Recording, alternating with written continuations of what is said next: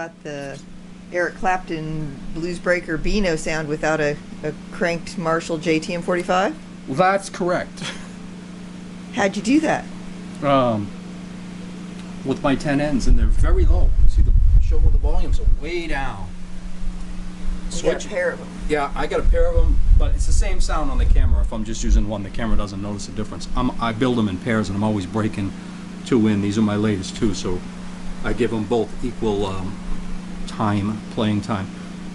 And I've got the tone controls up around 9 o'clock, much brighter than I normally play myself, but for this sound with the Les Paul. And he's got even more top, and he's playing with a pick. Like, you know, of course, I'm going to put a pick on to show you because you guys play with a pick, but you know. And you got the Les Paul, or shall I say, the Lester Paul. You know, I mean, the pick.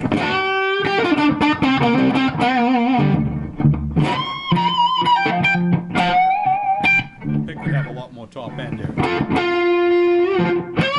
And of course, if you pull it all the way open, the top end really comes in, you know.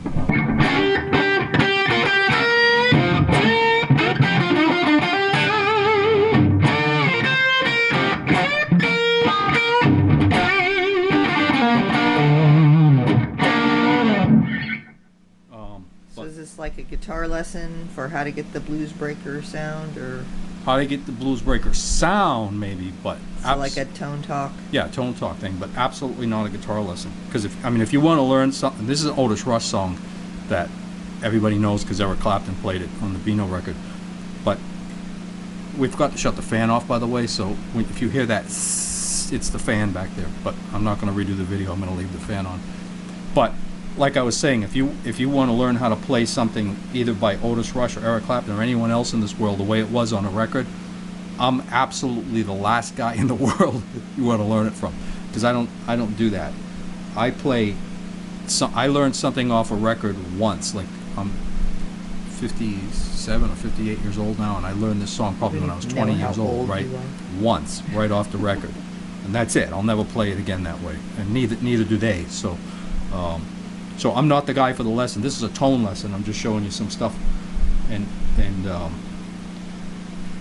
how to get that Beano sound. Right, for the guys that own my amps, it's pretty much, you know, the Beano sound. It's the interpretation of it in the end. You got to remember, those amps are so top endy that he was using. I've owned a ton of them. I even own one from him that I bought from him, and from Eric Clapton. From Eric Clapton, yeah. Well, from Mike Doyle, but you wish you held on to living that with thing, Eric, huh? and it was Eric's, and he sold it to me when he first came to the States. I do wish I still had that amp. You know, I probably wouldn't play through it, but just to, you know, be worth make some a money. shrine around it. But at any rate, that amp was going through a tube console when it was recorded also. So, you know, the mic pre's are tube mic pre's. So all that influences the sound. So, you know, so you're getting the sound with just the raw.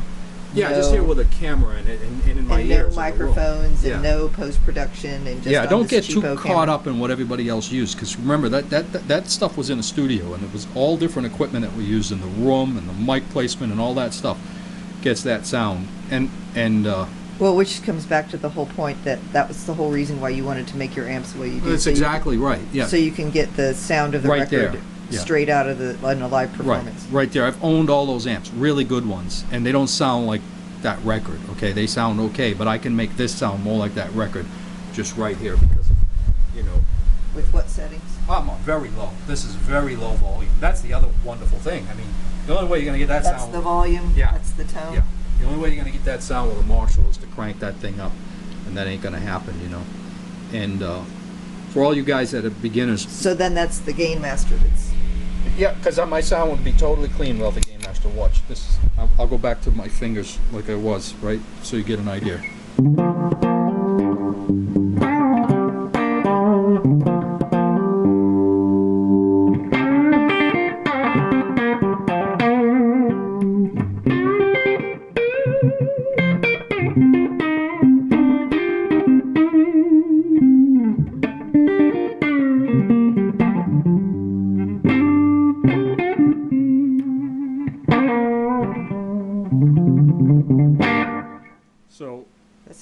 too. It was a beautiful clean sound, and for the guys that use a pick, okay, you know.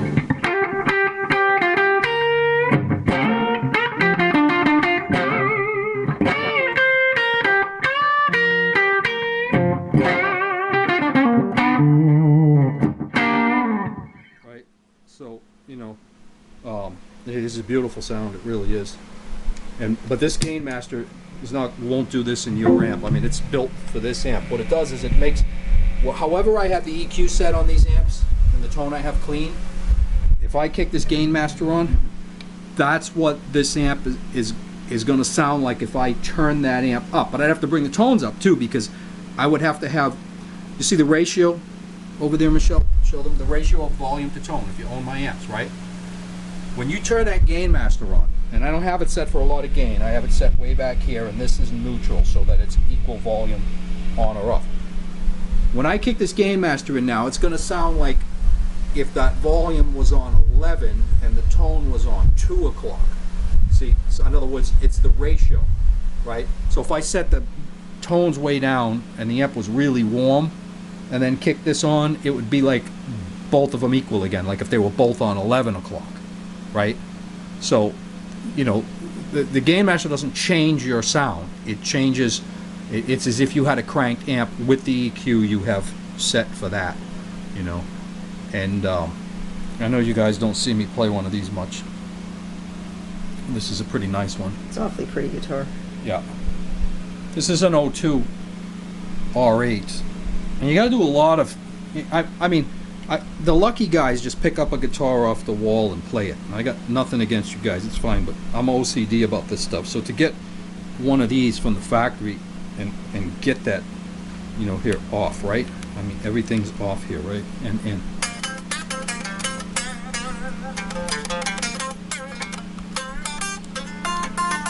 that hollow sound.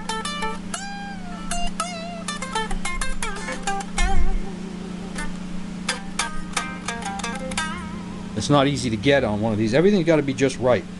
The right anchors, the right studs. You gotta mess with these to get them. So you put a lot of modifications on there?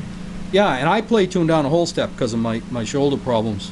And I really love the tone down there, and I use really heavy strings. So, you know, not many people did that with a Les Paul. Hendrix did it with a Stratocaster. Robin Trowers does it with a Stratocaster. A lot of guys do it with Stratocasters. But, you know, for me to do it with a Les Paul, that Les Paul's got to be really good. I mean, it's got to really dial in. That's why everybody drools all over your guitars when they come. Everyone who plays this guitar loves it. They want to buy it from you. Yeah, and I don't give it much love because I'm not a Les Paul guy. See, because I can't play a Les Paul over here. It's like, you know. So I got to play it like a classical guitar over here. And then if you stand up, some good Les Pauls, some good sounding Les Pauls are approaching 9 pounds. So standing up isn't a bargain either. Like the cartoon. But yeah, I don't want to diss Les Pauls. I love them. I have one. I've had one all my life, or multiple ones, you know. But it's not my main. It's an awfully pretty guitar. It's not my main voice, you know. The pickups in this guitar, a friend of mine gave me these because again, the factory guitar, the pickups are junk. You got to get them out of there. I usually wind my own pickups, but when I had bought this guitar, he gave me these. A guy in Texas wound them. A guy named Fire Sound. I don't know if he's still in business, but they got a good wind on them. The bobbins are made out of good stuff, and but they have original long PAF magnets in them from an original set of PAFs I had that I haven't got around to rewinding yet. So I stuck those magnets in here. I was going to wind those pickups for this guitar, but these are good. I mean, these sound really good. You know, they got that nice. I didn't realize they jiggled around like that. Pickups? Yeah, they're just floating in there, but they got that nice.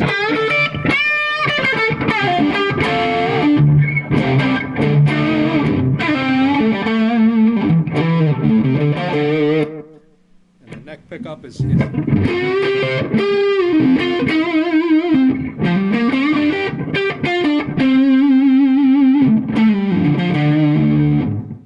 something to remember on a Les Paul. You guys that have been playing for a long time know, but this is for the beginning guitar players, right? These things, right? See these things? They're like knobs, okay? And then there's things over here. I don't have ones like I'm going to talk about because this really isn't a pedal. This the only pedals I have is 2 delays here, and I've got a fuzz box that I turn on sometimes. That's not a pedal. Your own personal Yeah. vintage. This one is not a pedal, in case you always see that in my videos, that turns one Switch amp or the box. other off for me testing amps, right? So, you know, if you guys are Is using... that thing on? Yeah, but it's not engaged. It's a Univide, but I'm not using it right now. Oh, But I'm it's just making a pretty red light. Yeah. If you guys are going to use pedals instead of these, okay, that's fine. I mean, that's the whole new way to do things, I guess. But they're not real sounds or anything, right? And somebody called you guys lazy, and I know what he meant. You don't have to be lazy to use effects, because effects are complicated, you know. But what he might have been People have a saying lot is of fun you with go them, on the and- hard way about it, because Yeah, they're right there. yeah, because watch this. Like, if I pull this all the way up, right?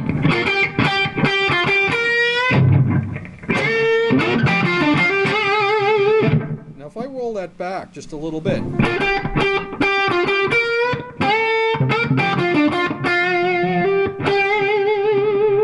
And just a little bit more.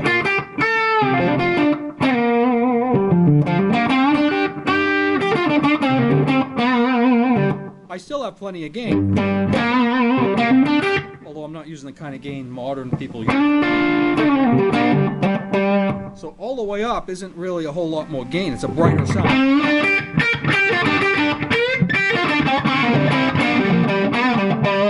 It's used like a tone control, but different.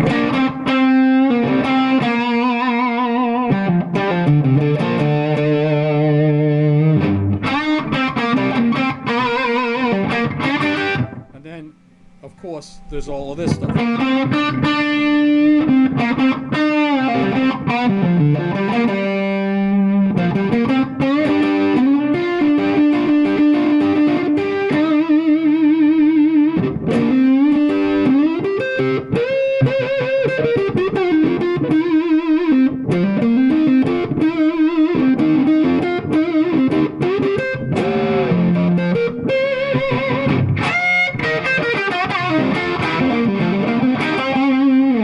So I'm not going to get into all the things, but one little tip here for tone lesson is if you shave off just a little bit, and it's not just a Les Paul, it's a little less on a Strat, you'd want to go down to about 8, but on a Les Paul you want to take it down to about 7. I mean, I can't even see the numbers with my eyes here, but I just know by feel, but right about there, right?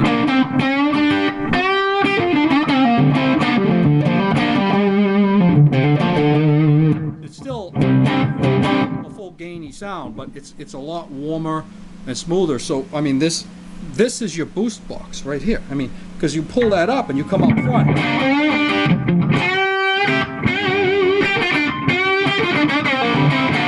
And I don't have a lot of top on the amps. Now, if I wanted to put Look some... at all the barren wasteland of your pedal board. You All right. could have like 10 boost I know, pedal follow me here, Michelle.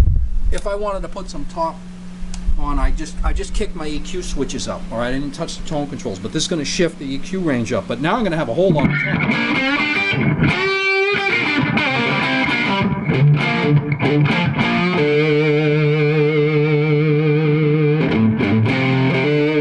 Now watch this. I'm going to bring this down to about 7.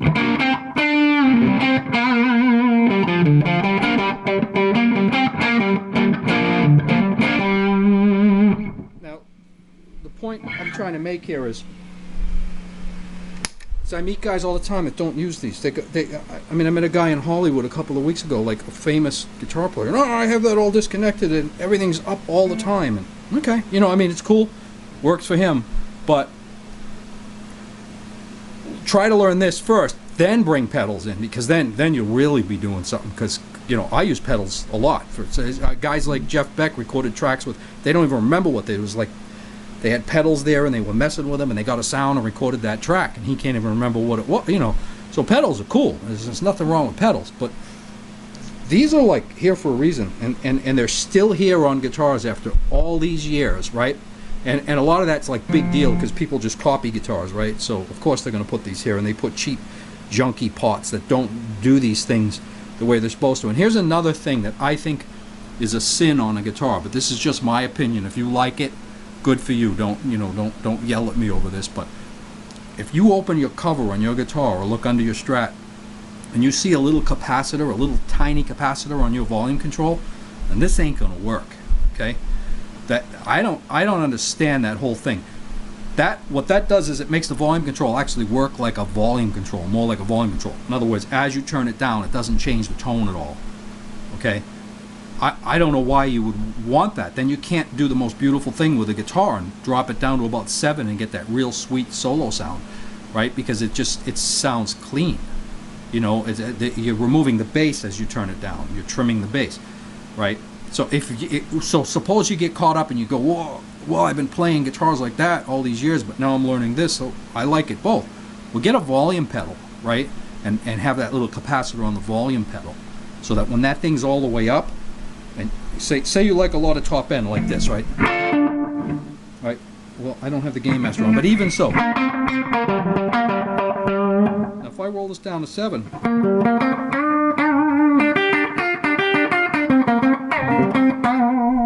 Now, more so with distortion, right? So, like I crank it.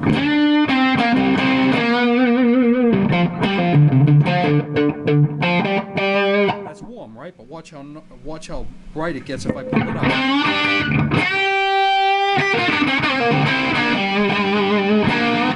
From that to this.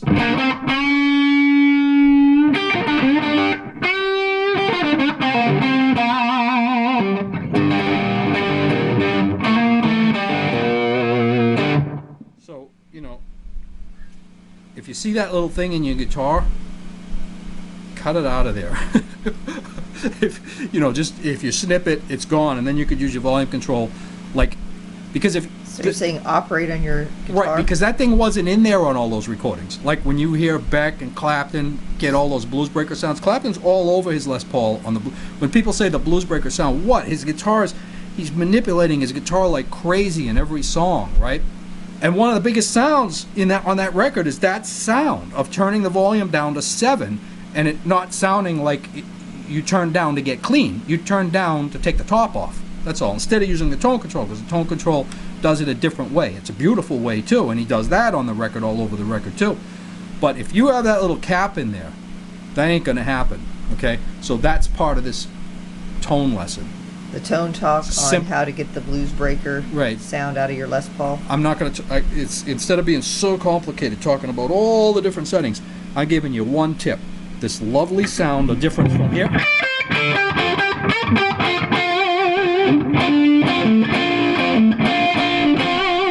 here. Hear the mid-range? And then that leaves you this.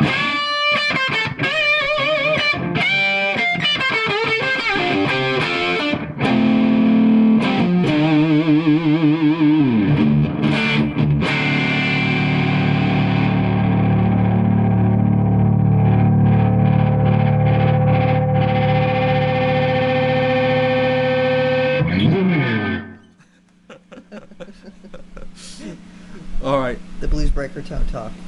Did we cover all I think of the important things that this video was about? It was about nothing.